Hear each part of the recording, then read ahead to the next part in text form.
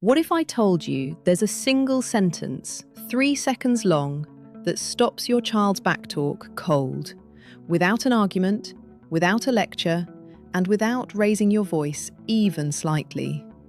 Because here's the thing, most parenting advice gets completely backwards. The more you say in response to backtalk, the worse it gets. And I know that sounds counterintuitive because when your kid looks you dead in the eye and says, "That's so unfair," or "You're literally the worst," every instinct you have is screaming at you to respond, to correct, to explain yourself, to make them understand. But what if that instinct is exactly what's keeping the cycle alive? Today I'm going to show you the 3-second reply that actually shuts this down, why it works on a neurological level, and what happens in your home over the next few weeks when you start using it consistently. Stay with me because there's a specific mistake parents make right at the end of this process that undoes all their progress, and I want to make sure you don't fall into it. Let's start with a scene that probably feels familiar. You tell your child something they don't want to hear. Maybe it's no more screen time. Maybe it's that they can't go somewhere their friends are going. Maybe it's just that dinner is broccoli tonight. And the response you get is immediate. An eye roll, a huff. Maybe they throw out something like, "This is literally so unfair," or "You never let me do anything." And something inside you shifts. It doesn't just feel annoying, it feels personal. It feels like everything you've worked to teach them about respect just vanished in an instant. So what do? You do what any caring, involved parent does. You explain yourself. You walk them through your reasoning. You try to help them see why you made the decision you made. And maybe you've noticed that despite all of that effort, the backtalk just keeps happening. Maybe it even escalates. And here's why. Every time you engage with the backtalk, you are teaching your child's brain that backtalk is worth doing. Not because you mean to, not because you're doing anything wrong, but because from a purely neurological standpoint, your child's brain is running a simple equation. What behaviour leads to a big response? Backtalk does. Every debate you enter, every explanation you deliver, every moment you spend trying to get them to understand you, that is attention, that is engagement. And the brain, especially a developing brain, is wired to repeat behaviours that produce responses. Now here's where it gets really interesting. When your child talks back, their emotional brain is running the show. The part of the brain responsible for logic, for hearing reason, for processing information calmly, that part is essentially offline. It's like trying to have a rational conversation with someone who's in the middle of a panic attack. The words get in, but they don't land the way you intend them to. What your child actually picks up on in those moments isn't your logic, it's your emotional intensity. And if your intensity is elevated, theirs escalates right along with it. Their nervous system is literally mirroring yours. When you're regulated, they can regulate. When you're reactive, they go further up. This is why the length, the emotional charge, and the content of your response matters so much more than the words themselves. The longer you talk, the more activated their brain becomes. The more activated their brain becomes, the less they can actually hear you. You end up talking more and landing less. So what's the alternative? You already know it from the title of this video. It's a response short enough to deliver in 3 seconds or less. One calm, neutral sentence. No justification attached to it. No emotional charge underneath it. Just a clean, clear verbal boundary that gives their brain absolutely nothing to grab onto and argue with. Here are the exact phrases. If your child is giving you attitude or sass, you say this. Try again respectfully. That's it. Nothing after it. No explanation of what respectfully means. No reminder of previous conversations about tone.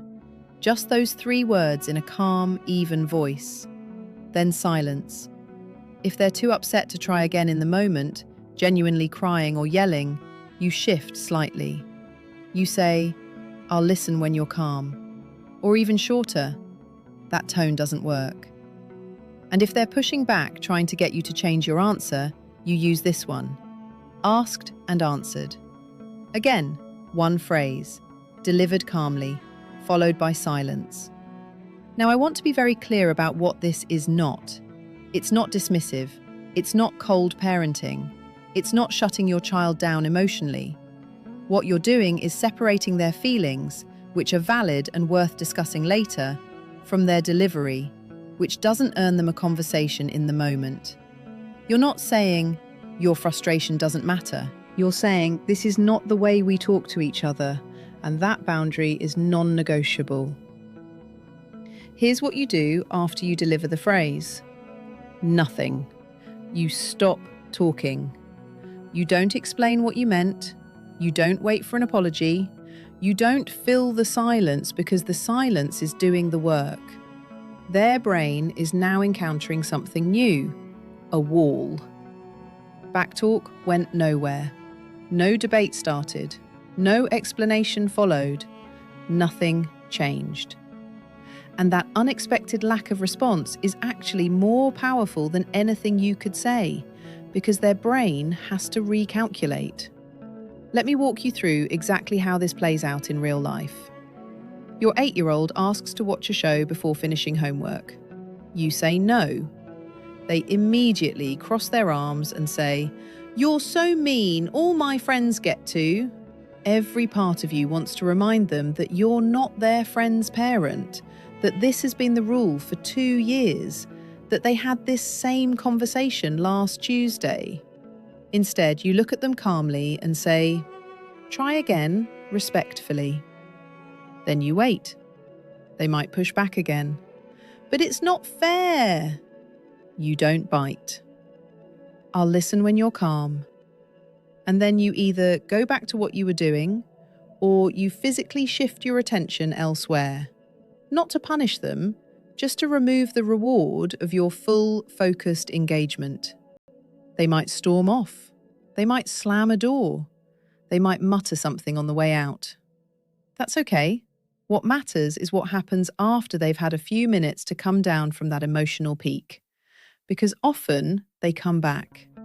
And sometimes the tone is still a little rough around the edges, still carrying some frustration. But if they're trying, if there's a "can I please" in there somewhere, or a genuine question, you meet that effort. "Thank you. That's better." And then you continue the conversation. For teenagers, the same principle applies, but the phrases shift slightly to acknowledge their developing need for autonomy. Something like, "I hear you, and that tone isn't going to change my answer," works well. You're not dismissing them.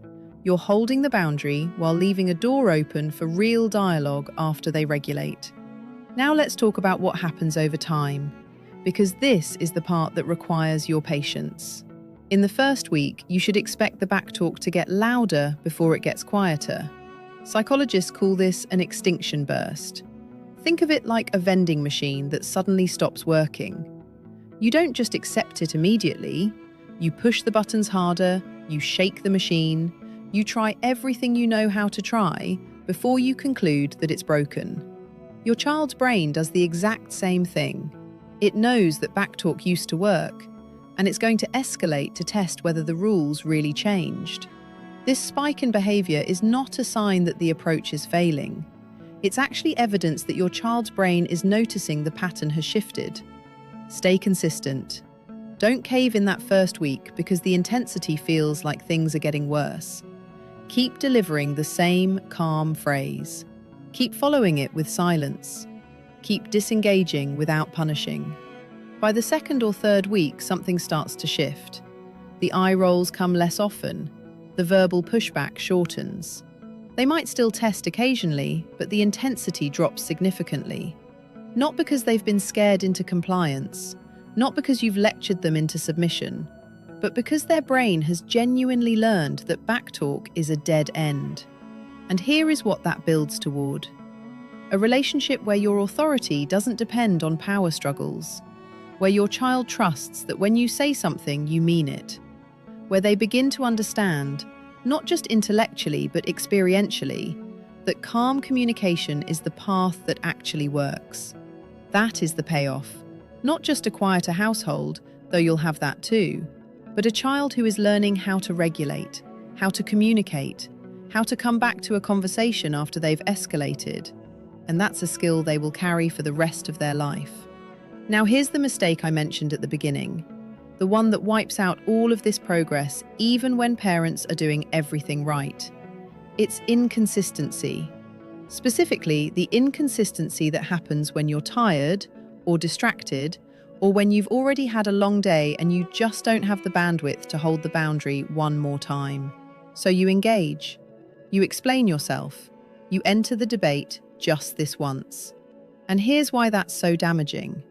If Backtalk hits a wall 9 times and then opens a conversation on the 10th time, your child's brain doesn't learn that Backtalk doesn't work. It learns that Backtalk works eventually, that it's worth persisting, that if they push hard enough, often enough, they'll get through. Intermittent reinforcement is one of the most powerful behavioural patterns that exists. Slot machines work on the same principle. You don't win every time, but you win sometimes, and that's enough to keep you pulling the lever.